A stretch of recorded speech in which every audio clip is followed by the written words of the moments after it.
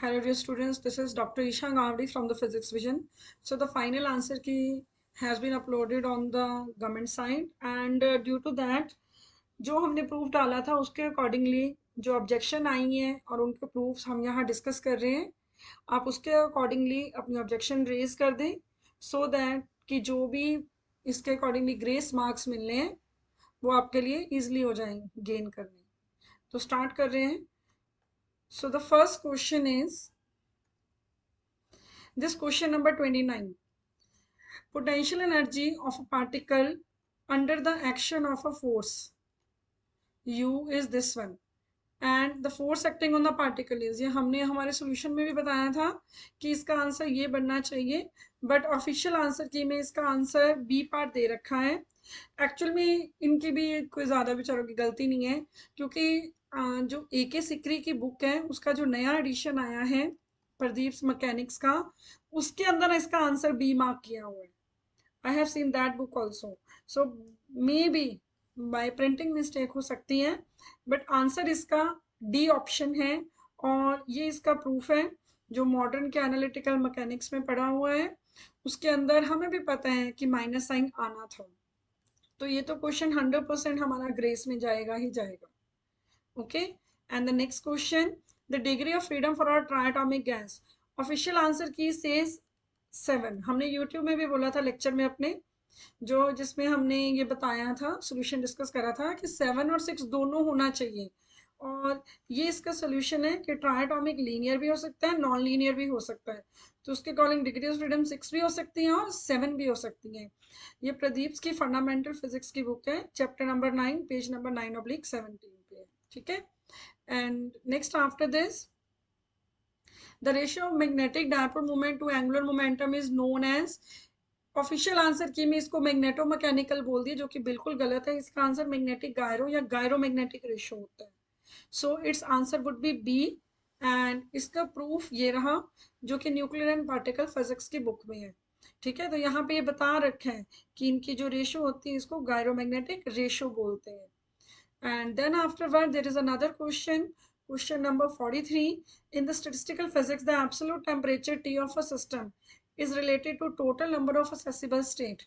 Official answer की says C, but actual में इसका आंसर D है और ये एक MSc की बुक है RK पथरिया की, उसका स्टैटिस्टिकल फिजिक्स का सेकेंड एडिशन है, स्पेलिंग गलत हो गए यहाँ पे, स्टैटिस्टिकल के स्टैटिस्टिकल मैकेनिक्स की बुक है, चैप्टर है उसका canonical ensemble, page number 4 to 6 है उस बुक में।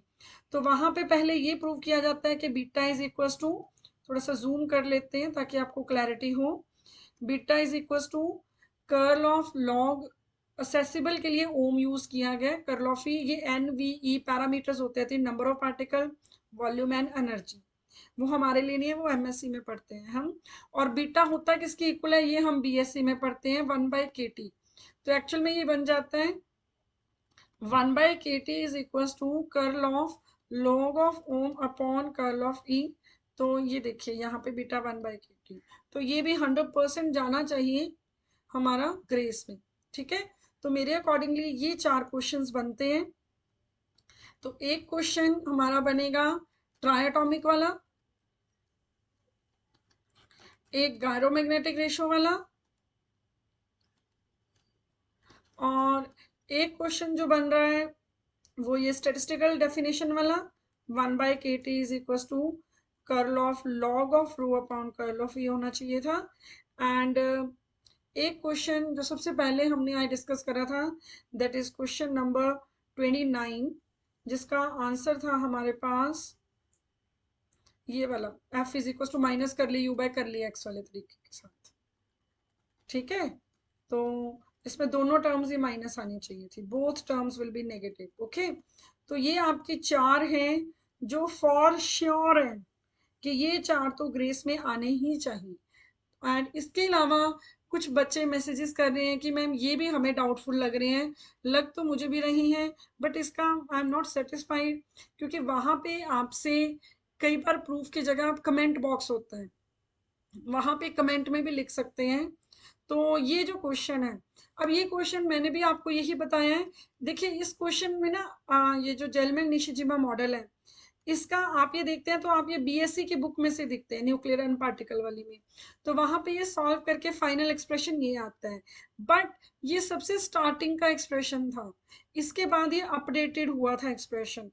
इसके अंदर सारे क्वार्क्स ऐड हुए थे, जो कि एक बार यूजीसी के पेपर में आया हुआ है क्वेश्चन ये वाला, कि यूजीसी के पेपर में ये क्वेश्चन आया हुआ था, उसके अंदर ना एक ही क्वार्क था, जैसे कि अगर चाम क्वार्क ऐड किया जाए तो कैसे किया जाएगा, बट इस क्वेश्चन में ये है कि सारे क्वार्क्स ऐड कर दिए जाए तो क्या बनेगा।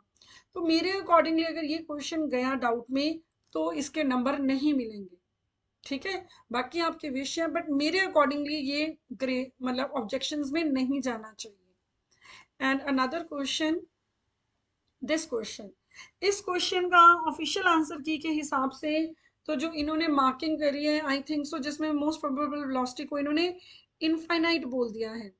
This is question number 40।